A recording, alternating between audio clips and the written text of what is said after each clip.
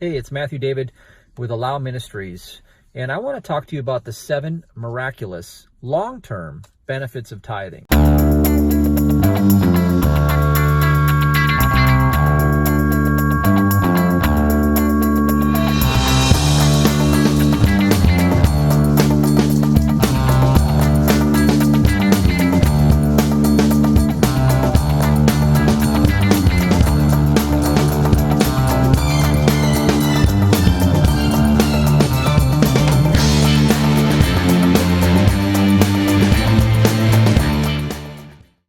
So I've been tithing for well over a decade, and I have seen multiple seasons of life come and go.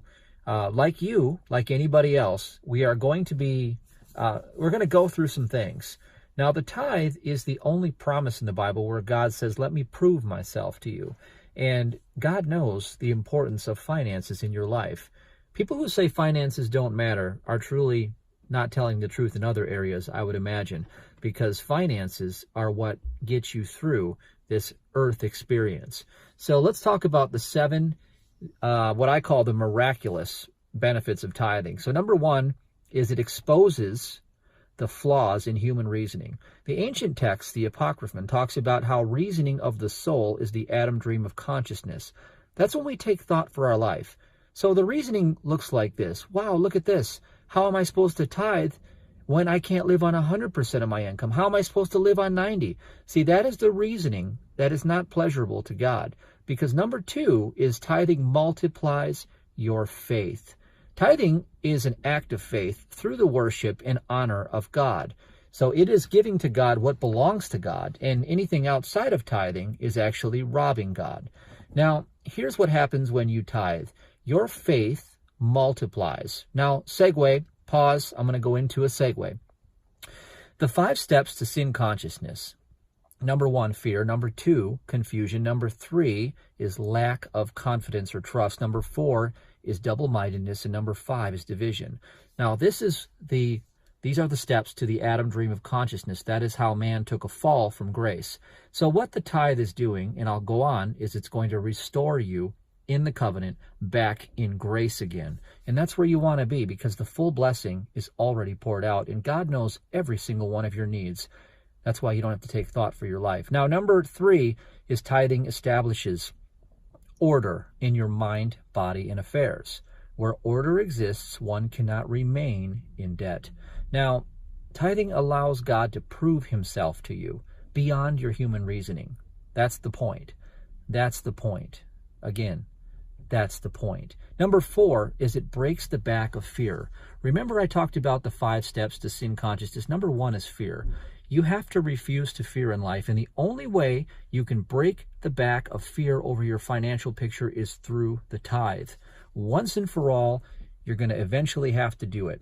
And what happens is it breaks the resistance pattern. See, the human mind is under a spell of linear thinking. Like, I go from point A to point B, and at every interval I take thought for my life. Jesus said not to do that. When we do that, that fear is synonymous with thinking and resistance. Those are all interchangeable words. So we create more resistance, more fear, more thought, more resistance, more fear, more thought, and that actually drives us more unconscious. And here's what I mean. God is the presence of the present. God is the fullness of now. God is omnipotent, omniscient, omnipresent. God is here now. Be still and know that I am God.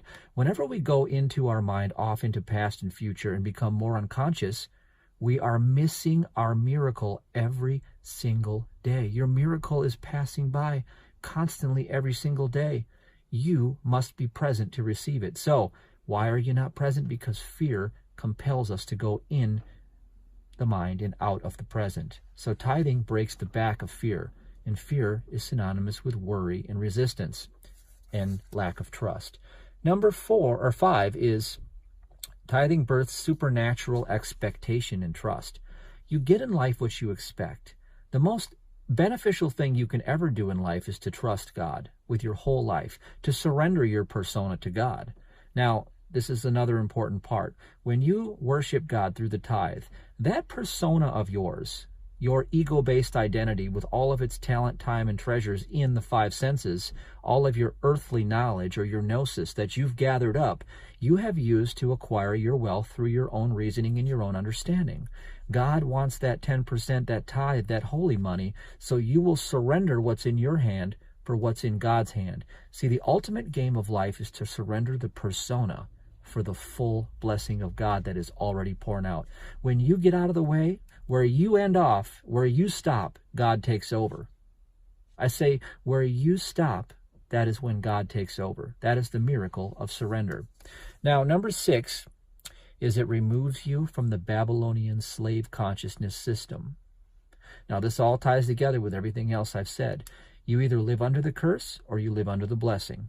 It is your choice completely.